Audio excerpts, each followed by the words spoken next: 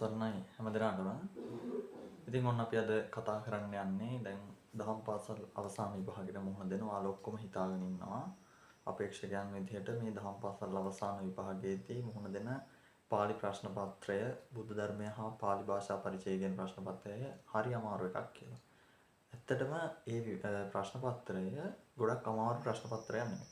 ඒක අපි හරියට ඒ තියෙන චෝටි පොත කියවුවොත් පාලි ටික හරියට බලාගත්තොත් අපිට මේ ප්‍රශ්න පත්‍රය පාස් වෙන එක ලේසියි. අපි දන්නවා අපේ පාලි ප්‍රශ්න පත්‍රය එන්නේ කොටස් තුනකට. පළවෙනි කොටස, දෙවෙනි කොටස සහ තුන්වෙනි කොටස කියලා. ඒතර මේකේ පළවෙනි කොටස එනවා බුද්ධ ධර්මය. බුද්ධ ධර්මය කියන්නේ ත්‍රිලක්ෂණය වාගේ කොටස් වලින් පළවෙනි කොටස ප්‍රශ්න හැදෙනවා. එතකොට දෙවෙනි කොටස ප්‍රශ්න හැදෙන්නේ අභිධර්මයේ කියන කොටසෙන්.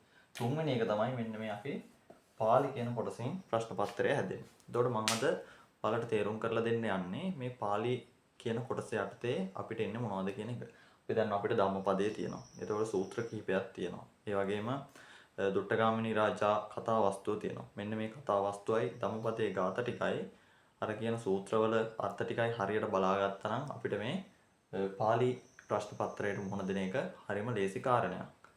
හැබැයි විභාගයේ අපි හොයලා බලද්දී 80%ක් 90%ක් විතරම ළමයි මෙන්න මේ ප්‍රශ්න පත්‍රය ෆේල් වෙනවා. අනිත් සම්පූර්ණ විභාගයෙන් පාස් වුණා මේ ප්‍රශ්න පත්‍රය ෆේල් වෙනවා. ඉතින් එහෙනම් අපි බලමු මෙන්න මේ පාලි කියන්නේ මොකක්ද කියලා. එතකොට පාලි අපි ඉගෙන ගද්දී අපි දන්නවා බුදුරජාණන් වහන්සේගේ බුද්ධ භාෂිතය නැත්නම් ත්‍රිපිටකය දේශනා වෙලා තියෙන භාෂාව තමයි පාලි භාෂාව.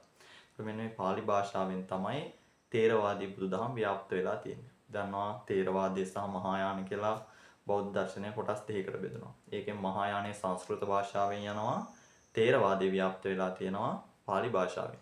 එතකොට මේ පාලි භාෂාවෙන් ව්‍යාප්ත වෙලා තියෙන තේරවාදී බුදුදහම අදහන පිරිසක් විදිහට ශ්‍රී ලාංකිකයන් හඳුන්වනවා. එතකොට අපි ශ්‍රී ලාංකිකයන් විදිහටත් මේ පාලි භාෂාව පිළිබඳව මනා දැනුමක් තියෙන්නට ඕන. හැබැයි හිතාගෙන ඉන්නේ කොහොමද? හාමුදුරුවෝ විතරක් පාලි භාෂාව දැනගෙන හිටපුවාම ඇති කියලා. නමුත් ඒක නෙමෙයි සැබෑම කාරණය. අපි ගාතාවක් කියද්දී උනත් නිවැරදි උච්චාරණයෙන් යුක්ත වේ ගාතාව කියන්න නම් අපිට නිවැරදිව පාලි කියන්නේ මොකක්ද කියන එක ගැන අවබෝධයක් තියෙන්නට ඕන. ඉතින් එහෙනම් බලමු මේ පාලි ප්‍රධාන වශයෙන්ම කොටස් තුනකට බෙදෙනවා. කියන්නේ අපි ඉගෙන ගන්න එක කොටසක් විතරයි. ප්‍රධාන වශයෙන් පාලි ව්‍යාකරණ සම්ප්‍රදායන් කොටස් තුනක් තියෙනවා. පළවෙනි එක තමයි කච්චායන ව්‍යාකරණය, දෙවෙනි එක තමයි මොග්ගල්ලාණය, තුන්වෙනි එක සද්ද නීති ව්‍යාකරණ සම්ප්‍රදාය. ලියාගමු. පළවෙනි එක කච්චායනය.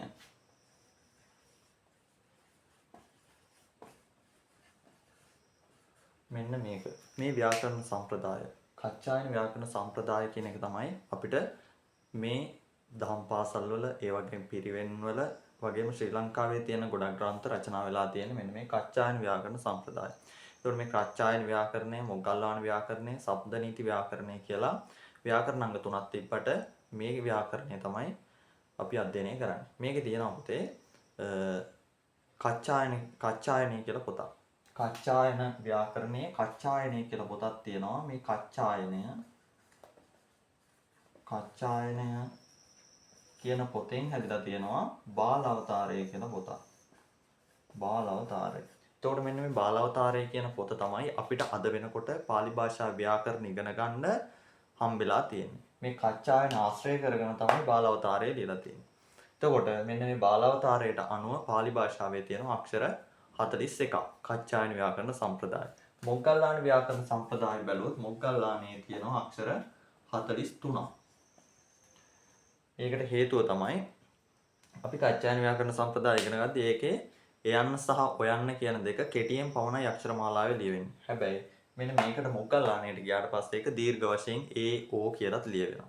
ඉතින් අපි යන්නේ ඒක දැනගන්න ඕනේ. ඒ හින්දා තමයි කච්චායන ව්‍යාකරණ සම්ප්‍රදායේ අක්ෂර 40ක් උනේ. එතකොට මෙන්න මේ ව්‍යාකරණ සම්ප්‍රදායට අනුව තමයි ඔයාලගේ පොත්වල ලියවිලා තියෙන ධම්මපදය, ඒ වගේම තව තියෙනවා දුට්ටගාමිනී රාජා කතාවස්තු සූත්‍ර මේ සියල්ලම රචනා වෙලා තියෙනවා. එතකොට මෙන්න මේ ටික ඉගෙන ගන්න අපි මුලින්ම මෙන්න මේ කච්චායන ව්‍යාකරණ සම්ප්‍රදාය නැත්නම් අපි එදිනෙදා භාවිතා කරන පාලි ව්‍යාකරණ සම්ප්‍රදාය. අන්නේ සම්ප්‍රදාය පිළිබඳව සාමාන්‍ය දැනුමක් තියෙන්නට ඕන. නැත්නම් අපි කියනවා අන්ධ ඇතෙක් කැලේ ඇවිදිනවා වගේ තමයි ව්‍යාකරණය නොදැන පාලි භාෂාව ඉගෙන ගන්නවා කියන්නේ කියලා.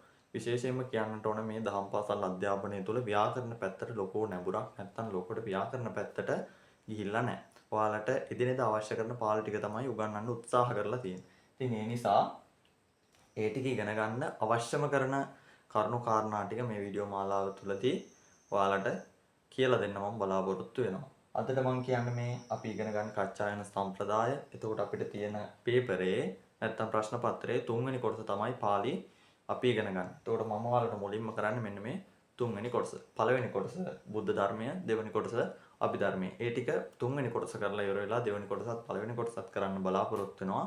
එහෙනම් ඊළඟ වීඩියෝ එකෙන් අපි බලමු පාළි අක්ෂර මාලාවේ අක්ෂර කීයක් තියෙනවද, ස්වර කීයක් තියෙනවද, ව්‍යංජන කීයක් තියෙනවද, ස්වර ව්‍යංජන බෙදෙන ආකාර මොනවද, ඒ වගේම ඒ වගේ තියෙන විශේෂ ලක්ෂණ මොනවද කියන මෙන්න මේ කාරණා අපි ඊළඟ වීඩියෝ එකෙන් කතා කරමු. එහෙනම් අද වීඩියෝ එක මෙතනින් නිමවටපත් කරනවා. හැමෝටම තෙරුවන් සරණයි.